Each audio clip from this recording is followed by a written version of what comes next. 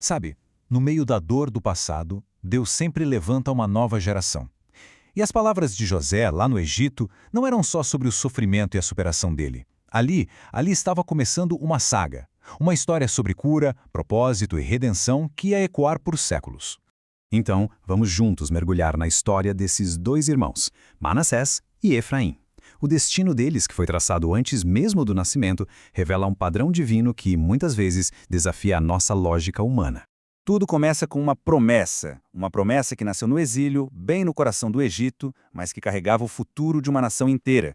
Pensa só, José, depois de anos de traição e sofrimento, tem 2 filhos. E ele não dá a eles nomes comuns, de jeito nenhum. Ele lhes dá nomes que são pura profecia. Manassés, que quer dizer Deus me fez esquecer, e Efraim, Deus me fez prosperar. E é aqui que a gente vê uma dualidade poderosíssima. Manassés, ele é o primeiro passo, entende? É a cura das feridas, é se libertar daquela amargura do que se perdeu. Já Efraim é o segundo passo. É a bênção que só pode florescer quando o passado está de fato curado.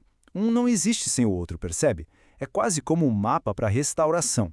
E a história deles toma um rumo bem inesperado. O avô Jacó, já no leito de morte, faz uma coisa chocante. Ele adota os 2 como se fossem seus próprios filhos, elevando eles de netos para chefes de tribos. Basicamente os coloca no mesmo nível dos tios.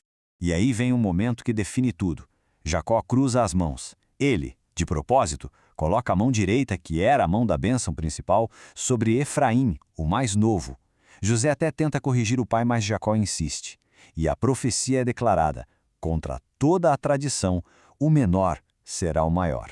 Isso aqui revela um princípio fundamental. Os caminhos de Deus, muitas vezes, viram as nossas expectativas de cabeça para baixo.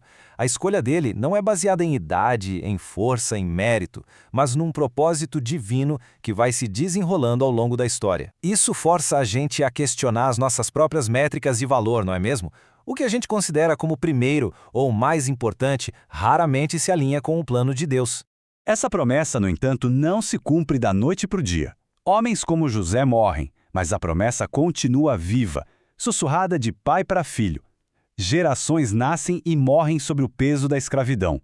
O povo da promessa mergulha na dor de um silêncio que dura séculos, até que Deus age.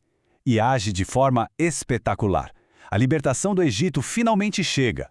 Agora a gente entra na segunda fase dessa história.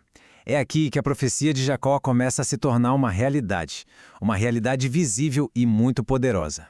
Décadas depois, lá no deserto, um censo revela algo extraordinário. A tribo de Efraim, descendente do filho mais novo, já era bem maior e mais poderosa que a de Manassés. A promessa de prosperar estava se cumprindo literalmente, na frente de todo mundo. A palavra profética virou estatística.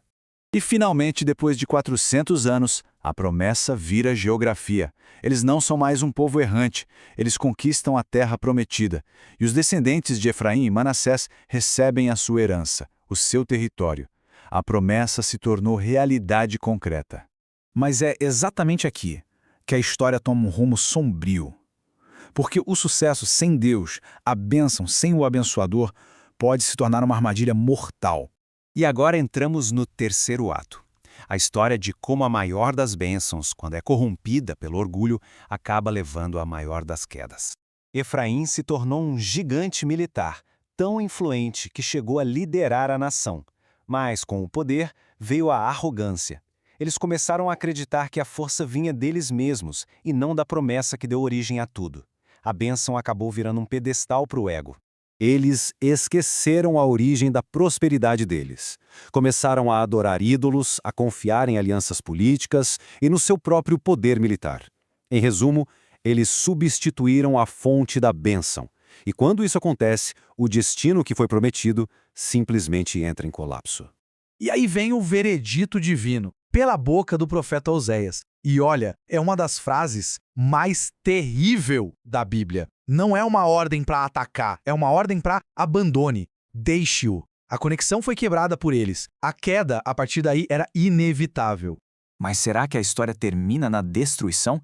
Felizmente não, porque mesmo na queda mais profunda, a narrativa de Deus sempre guarda um último ato, o da redenção.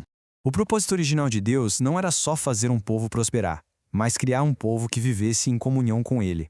E esse propósito é muito mais forte que o pecado e o fracasso humano. Séculos depois da queda, através do profeta Jeremias, a gente consegue ouvir o coração de Deus. Apesar da idolatria, da rebelião, do colapso, o amor de pai permanece. A disciplina que veio foi pela dor de um pai, não pela raiva de um tirano. A porta para a restauração nunca foi totalmente fechada. E essa é a mensagem final desta saga épica. Manassés e Efraim não são só sobre esquecer o passado e prosperar no futuro. São um lembrete de que a bênção de Deus exige fidelidade, mas a graça dele é maior que a nossa infidelidade. Ele não desiste, ele restaura.